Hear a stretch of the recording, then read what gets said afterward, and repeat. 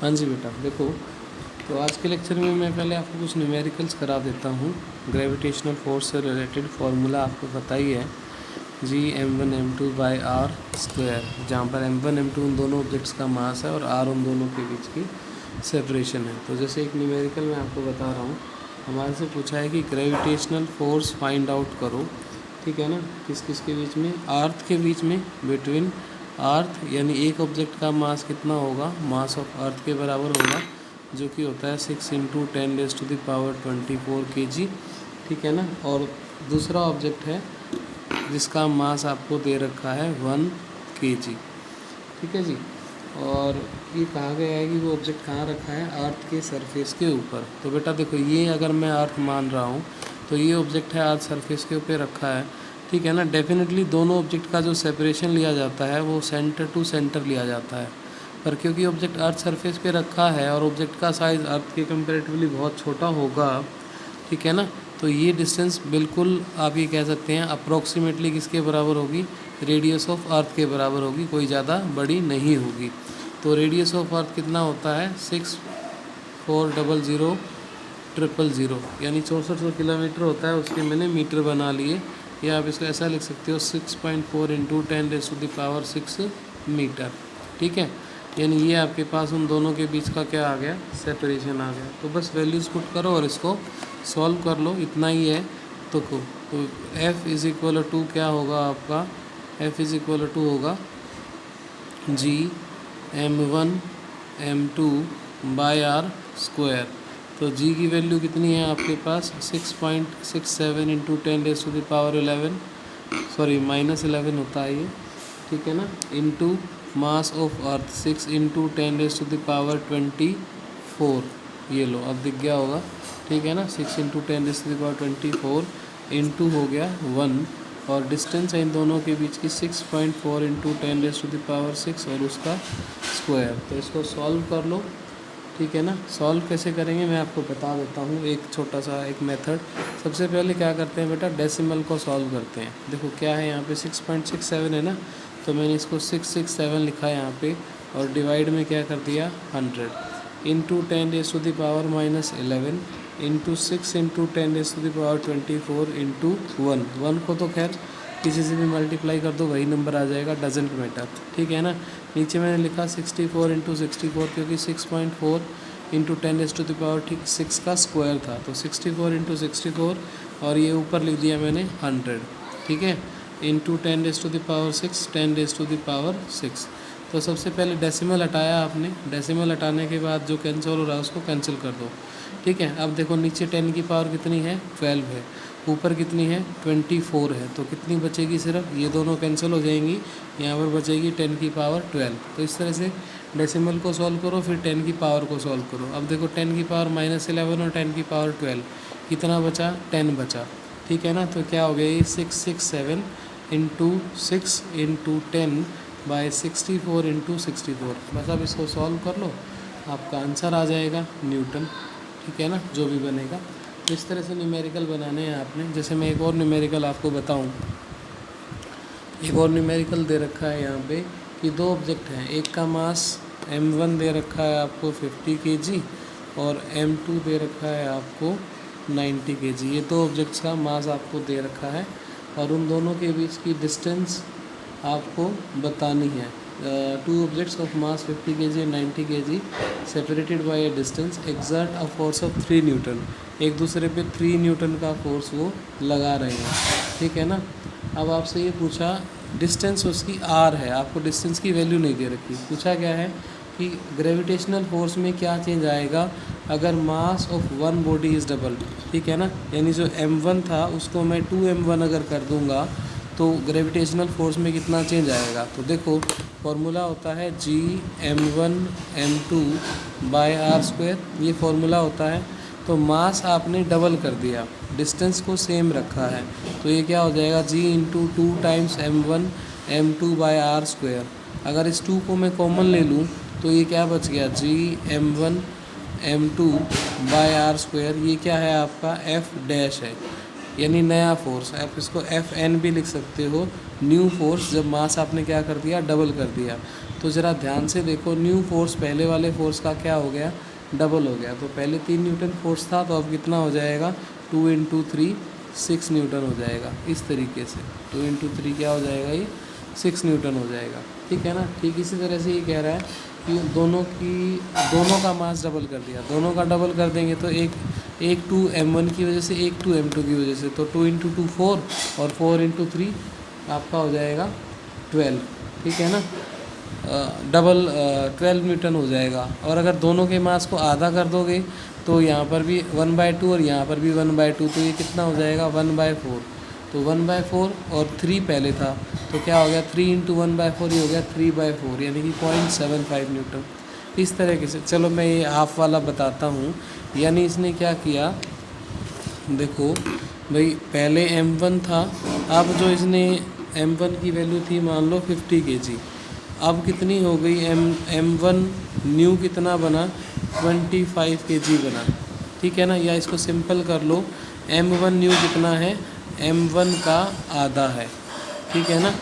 इसी तरह से m2 पहले आपका 90 kg था, तो m2 जो न्यू बना वो कितना बना, m2/2 बन गया। ठीक है, तो इसको ग्रेविटेशनल फोर्स के फार्मूले में पुट कर दो और दोनों को कंपेयर कर दो। देखो कैसे, F = G m1 m2/r²। ठीक है, और F न्यू कितना हो जाएगा, G m1/2 m2/2 और बाय r का स्क्वायर, क्योंकि डिस्टेंस में तो कोई चेंज नहीं किया है। तो इस पूरे फार्मूले में क्या चेंज आया, देखो ये दोनों इक्वलेंट आ गई, G m1 m2/r², यानी जो पहले वैल्यू थी उसका क्या हो गया, 1/4 हो गया। ठीक है ना। इसी तरह से डिस्टेंस के लिए होता है, अगर डिस्टेंस डबल कर देगा तो क्या हो जाएगा, ये 4 टाइम्स कम हो जाएगा, क्योंकि डिस्टेंस के इन्वर्सली प्रोपोर्शनल है। देखो क्या भाई, F न्यू निकालना है, डिस्टेंस का आपने डबल कर दिया, तो मास तो सेम है। ठीक है ना, डिस्टेंस को डबल कर दिया तो ये क्या हो जाएगा, 2r का स्क्वायर हो जाएगा। ठीक है ना, क्योंकि डिस्टेंस का स्क्वायर करना होता है। डिस्टेंस अब कितनी हो गई, पहले r थी, अब 2r हो गई।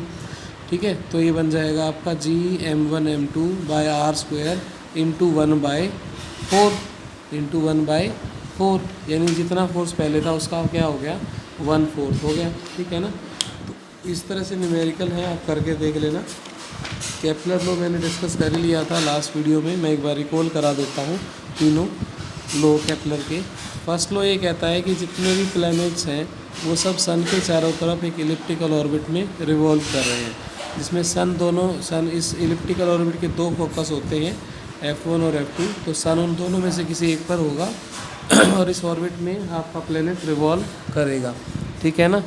दूसरा ये था बेटा कि हर एक प्लेनेट इक्वल एरिया स्वैप करेगा in equal interval of time में। ठीक है ना, यानी यहाँ से लेकर यहाँ तक जो ट्रैवल करने का टाइम अगर 1 डे है, ठीक है ना, तो ये वाला टाइम भी कितना होगा, 1 डे ही होगा। A से B और C से D दोनों सेम टाइम में डिस्टेंस ट्रैवल करें, सेम टाइम लेंगे, और ये वाला जो एरिया होगा और ये वाला जो एरिया होगा ये दोनों सेम होंगे। यहाँ से क्या पता लग रहा था हमें कि यहाँ देखो बेटा कम डिस्टेंस नज़र आ रही है हमें ये वाली, ठीक है ना, और टाइम उतना ही लगा। यहाँ पे डिस्टेंस ज़्यादा है, टाइम उतना ही लगा। मतलब यहाँ पे जब प्लेनेट सन के नज़दीक आ जाएगा तो उसकी स्पीड ज़्यादा हो जाएगी, सन से दूर चला जाएगा तो उसकी स्पीड कम हो जाएगी। इस तरह से ये था सेकेंड लॉ। थर्ड लॉ ये था कि t² is proportional to r³। t क्या था आपका, टाइम पीरियड ऑफ प्लेनेट है, और r क्या था आपका, सेमी मेजर एक्सिस। 2 एक्सिस बताए थे ना आपको, ये वाला मेजर एक्सिस था, ये वाला माइनर एक्सिस था। तो इसका जो आधा होगा इसको हम बोलेंगे सेमी मेजर एक्सिस। ठीक है। अच्छा, इसके बाद नेक्स्ट है बेटा टॉपिक जो हमें आज करना है वो है फ्री फॉल। ठीक है ना, फ्री फॉल। फ्री फॉल क्या होता है बेटा, किसी भी ऑब्जेक्ट को, देखो एक मैं फोर्स बता रहा हूँ आपको, ग्रेविटी फोर्स। ठीक है ना, ग्रेविटी फोर्स भी एक तरह का ग्रेविटेशनल फोर्स ही है, आप ये कह सकते हैं। It is a special type of gravitational force. ठीक है ना, एक स्पेशल तरह का ग्रेविटेशनल फोर्स है, यानी ये भी मास की वजह से ही लगता है, पर यहाँ पर जो मास होता है वो किसका होता है, अर्थ का होता है। यानी अर्थ अपने मास की वजह से किसी ऑब्जेक्ट को अपनी तरफ, अपने सेंटर की तरफ, अर्थ के सेंटर की तरफ अट्रैक्ट करती है, उसको हम बोलते हैं फ्री फॉल। मैं फिर बता रहा हूँ, earth attracts a body towards itself due to a attractive force, उसको हम बोलते हैं ग्रेविटी। ठीक है ना। तो ये जो सिचुएशन होती है फ्री फॉल वाली मैं फिर बता रहा हूँ, ग्रेविटी क्या है। ग्रेविटी एक special type of gravitational force है जो कि अर्थ के मास की वजह से किसी भी ऑब्जेक्ट पे लगती है और वो ऑब्जेक्ट अर्थ के सेंटर की तरफ अट्रैक्ट किया जाता है। ठीक है ना। यानी इस मार्कर के मास के ऊपर अर्थ के मास ने ग्रेविटी फोर्स लगा रखा है and it wants to attracted by the gravity force. देखो छोड़ते ही कहाँ जाएगा, ये नीचे जाएगा। ठीक है ना। अर्थ के सेंटर की तरफ जाने की कोशिश करता है। तो बेटा किसी भी ऑब्जेक्ट को, ये आप मान लीजिए किसी हाइट पर है, किसी भी हाइट पर है और यहाँ से किसी ऑब्जेक्ट को रिलीज़ करते हैं तो automatically it will goes down. ठीक है ना। ये ऑटोमेटिकली कहाँ जाता है, नीचे की तरफ जाता है। किसकी वजह से, ग्रेविटी फोर्स की वजह से। किसकी वजह से, ग्रेविटी फोर्स की वजह से। ठीक है ना। अब देखो इनिशियली जब इसको हम ड्रॉप करने लगे थे उस वक्त इसकी वेलोसिटी कितनी थी, 0 मीटर पर सेकेंड। बट अर्थ की ग्रेविटी फोर्स की वजह से इसकी वेलोसिटी धीरे धीरे क्या हो जाती है, बढ़ती जाती है। धीरे धीरे इसकी वेलोसिटी क्या है, बढ़ती जा रही है। ठीक है ना। तो वेलोसिटी बढ़ना यानी वेलोसिटी में चेंज आना। ठीक है ना। और वेलोसिटी में चेंज आना इसका मतलब ये क्या कर रहा है, एक्सेलरेट कर रहा है। क्या कर रहा है, एक्सेलरेट कर रहा है। किसकी वजह से, ग्रेविटी फोर्स की वजह से। तो इसलिए इसका क्या नाम पड़ गया, इसका नाम पड़ गया एक्सेलरेशन ड्यू टू ग्रेविटी। क्या नाम पड़ गया इसका, एक्सेलरेशन ड्यू टू ग्रेविटी। मैं फिर बता रहा हूँ, किसी भी ऑब्जेक्ट को किसी हाइट से या किसी भी पॉइंट से हम फ्रीली रिलीज़ करते हैं तो वो कहाँ जाता है, अर्थ के सेंटर की तरफ जाने की कोशिश करता है क्योंकि उसके ऊपर ग्रेविटी फोर्स लग रहा है। ठीक है ना। और इनिशियली उसकी वेलोसिटी 0 थी, धीरे धीरे जैसे जैसे वो अर्थ की तरफ जाएगा उसकी वेलोसिटी में चेंज आएगा, बढ़ेगी वेलोसिटी। ठीक है ना। तो वेलोसिटी में चेंज आना या वेलोसिटी बढ़ना, इसका मतलब ऑब्जेक्ट क्या कर रहा है, हमारा एक्सेलरेट कर रहा है। और इसी को हम बोलते हैं एक्सेलरेशन ड्यू टू ग्रेविटी। ठीक है ना। और एक्सेलरेशन ड्यू टू ग्रेविटी की खास बात क्या है, it is independent of mass, independent of mass of body. ये बॉडी के मास पे डिपेंड नहीं करती। ठीक है ना। मैं एक छोटा सा एक्सपेरिमेंट बता रहा हूँ आपको। देखो ये मान लीजिए आपके पास कंटेनर है एक, ठीक है ना, और इसमें हमने वैक्यूम बना रखा है। वैक्यूम बनाने का मतलब है कि टोटल, वैक्यूम का मतलब होता है बेटा टोटल एम्प्टी स्पेस, यानी हमने इसके अंदर से हवा तक निकाल ली, बिल्कुल खाली है, कुछ भी नहीं है। ठीक है ना। हाँ, एक मैकेनिज़्म हमने बना रखा है, यहाँ पे एक कार्डबोर्ड रखा है कह सकते हो आप, उसके ऊपर एक तो फैदर है, पंख, ठीक है ना, इस तरह से एक पंख रखा है इसके ऊपर। ठीक है ना। ड्राइंग मेरी ज़्यादा अच्छी नहीं है, मैनेज कर लो। एक पंख रखा है और एक आयरन का नेल रखा है, लोहे का कील रखा है। ठीक है ना। दोनों को मैं एक ऐसे दोनों तरफ से ऐसे खींचूंगा तो ये जो कार्डबोर्ड की शीट रखी है ये हट जाएगी, और कार्डबोर्ड की शीट जैसे ही हटेगी ये लोहे का कील और फैदर, पंख, दोनों ही एक साथ नीचे गिरेंगे क्योंकि दोनों के ऊपर क्या लगेगा, ग्रेविटी फोर्स। ठीक है ना। तो क्वेश्चन ये आता है कि यहाँ पे दोनों में से पहले कौन नीचे आएगा। बहुत से बच्चे बोलेंगे कि सर आयरन नेल नीचे आएगा पहले, पर ऐसा नहीं है, दोनों ही एक साथ नीचे आएंगे, दोनों ही एक साथ नीचे आएंगे। क्योंकि देखो बेटा, आप वैसे ही रूम में करके देखोगे तो आपको लगेगा कि आयरन नेल पहले नीचे आया है, ठीक है ना, बट यहाँ पर वैक्यूम है। क्या है यहाँ पर, वैक्यूम है। बड़ा अच्छा कॉन्सेप्ट है, ठीक है ना। वैक्यूम का मतलब है कि देखो कोई भी चीज़ बेटा जब नीचे की तरफ आती है तो एयर का रेजिस्टेंस उसको अपवर्ड पुश करता है, एयर का रेजिस्टेंस उसको अपवर्ड पुश करता है। अब फैदर के ऊपर एयर रेजिस्टेंस ज़्यादा होता है as compare to iron nail, क्योंकि आयरन नेल जो है जैसे ही डालोगे वो ऐसे नीचे की तरफ होगा, और ये वाला हिस्सा नुकीला होता है आयरन नेल का, तो वो एयर को पेनिट्रेट करते हुए तेज़ी से भागेगा। और फैदर का एरिया ज़्यादा होता है तो उसको ज़्यादा एयर फ्रिक्शन मिलेगा, इसलिए जो आपका फैदर है या ये जो आपका पंख है ये थोड़ा टाइम लेता है नीचे आने में। कब, नॉर्मल कंडीशन में, जब आपने वैक्यूम नहीं बना रखा। ठीक है ना। पर यहाँ तो आपने वैक्यूम बना रखा है, तो दोनों के ऊपर एयर रेजिस्टेंस बिल्कुल भी नहीं है, दोनों एक्सेलरेट करते हुए सिर्फ ग्रेविटी की वजह से नीचे आ रहे हैं, दोनों के ऊपर कोई अपवर्ड फोर्स नहीं है, तो इस दौरान दोनों एक साथ नीचे आएंगे। ठीक है ना। ये मैंने आपको इसलिए एक्सप्लेन किया क्योंकि आप प्रैक्टिकली अगर खुद करके देखोगे तो आपको लगेगा कि आयरन नेल नीचे पहले आ रहा है, बट एक्चुअल में जो कॉन्सेप्ट है वो क्या कि दोनों का एक्सेलरेशन सेम है, दोनों एक ही रेट से एक्सेलरेट करते हैं और एक ही साथ नीचे गिरते हैं। ठीक है ना। ये है बात आपकी फ्री फॉल की, इसको बोलते हैं फ्री फॉल। ठीक है ना। और यहाँ पर जो एक्सेलरेशन होता है ग्रेविटी की वजह से, उसकी वैल्यू होती है 9.8 मीटर पर सेकेंड स्क्वायर। 9.8 मीटर पर सेकेंड स्क्वायर। इसका एक छोटा सा फार्मूला है, वो भी करा देता हूँ आपको। देखो, ये मैंने मान लिया अर्थ है, ठीक है ना, अर्थ, और यहाँ अर्थ सरफेस पर एक ऑब्जेक्ट रखा है। ठीक है ना। तो अगर मैं ग्रेविटेशनल फोर्स की बात करूँ तो ग्रेविटेशनल फोर्स का फॉर्मूला क्या होगा, mass of earth into mass of object into R square, क्योंकि ऑब्जेक्ट कहाँ रखा है, अर्थ के सरफेस पर रखा है। ठीक है ना। और ऑब्जेक्ट का साइज़ अर्थ से तो बहुत बड़ा नहीं होगा। आप अपने आप को इमेजिन कर लो, मान लो आप सेकंड फ्लोर पे बैठे हो, ठीक है ना, और सेकंड फ्लोर की हाइट कितनी होगी ग्राउंड से, ये ग्राउंड सरफेस है ना आपका, आप अर्थ सरफेस पर हैं, अर्थ में थोड़ी हैं आप, अर्थ पर हैं। ठीक है ना। तो अर्थ सरफेस पर जो है, अगर आप सेकंड फ्लोर पे बैठे हैं तो सेकंड फ्लोर की हाइट कितनी होगी, मान लेते हैं सेकंड फ्लोर की हाइट है 20 मीटर। कितनी है, 20 मीटर। ठीक है। और अर्थ सरफेस का, अर्थ का रेडियस कितना है, 6400 किलोमीटर। तो बेटा 6400 किलोमीटर में 20 मीटर ऐड भी कर दूंगा या 20 मीटर सब्ट्रैक्ट भी कर दूंगा तो कोई ख़ास कैलकुलेशन में फ़र्क नहीं पड़ेगा। इसलिए मैंने मान लिया कि इन दोनों के बीच की डिस्टेंस जो है ना वो अप्रोक्सीमेटली किसके बराबर है, रेडियस ऑफ अर्थ के बराबर है। ठीक है ना।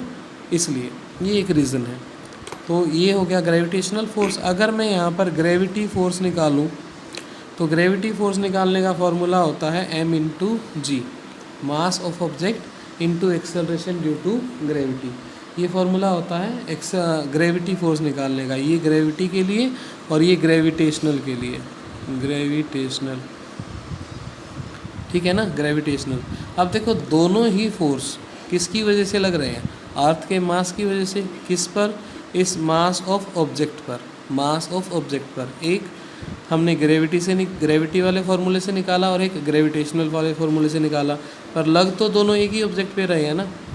ठीक है ना। तो इसका मतलब लेफ्ट हैंड साइड क्या होगा, same, left hand side same है तो राइट हैंड साइड भी सेम होगा। बस इसको कंपेयर कर दो, mass of earth, mass of object R square और mass of object into G. तो ये दोनों क्या हो गए, कैंसिल। तो यहाँ से जी की वैल्यू आ गई GME/r स्क्वायर। यहाँ पर RE क्या है आपका, रेडियस ऑफ अर्थ है। देखो मैंने लास्ट में लिखा था, अभी लास्ट जब मैंने बताया आपको एक्सेलरेशन ड्यू टू ग्रेविटी के बारे में, कि acceleration due to gravity object के मास पे डिपेंड नहीं करती, बिल्कुल नहीं करती।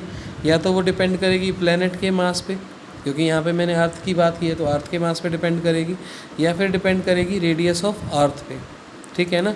पर ऑब्जेक्ट के मास पे डिपेंड नहीं करती। यहाँ पर इसकी वैल्यूज़ पुट कर लो, इसकी वैल्यू पुट करोगे 6.67 इंटू 10⁻⁻11। इसकी वैल्यू पुट करोगे 6 इंटू 10⁻24 kg। इसकी वैल्यू पुट करोगे 64000000 मीटर, किलोमीटर के मीटर बना लिए। तो इसका आपका आंसर आएगा 9.8 मीटर पर सेकेंड स्क्वायर, या आपका आंसर आएगा 10 मीटर पर सेकेंड स्क्वायर। ठीक है बेटा। तो यहाँ तक करके देख लो, फिर नेक्स्ट लेक्चर में मिलते हैं। ओके।